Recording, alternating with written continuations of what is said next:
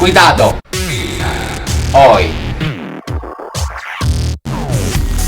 E no solo música, nos trasladamos a Barcelona a la Yellow House. Un centro cívico donde podrás encontrar talleres, exposiciones, conciertos de música, gente que trabaja delante de un ordenador, una terraza con gente pintoresca y en la parte de abajo podrás disfrutar de un...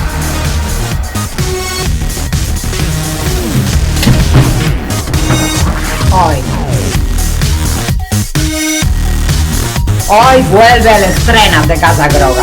Sí, el concurso, el estreno de música para grupos emergentes. Grupos que están saliendo a la luz. Que el ganadora tendrán la oportunidad de jugar grandes salas de la ciudad colorada. Estreno de música, no te lo pierdas. No.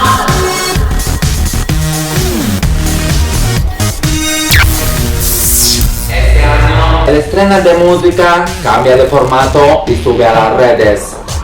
Del 23 de septiembre al 3 de octubre podéis ver los vídeos colgados en el YouTube de Casa Groga.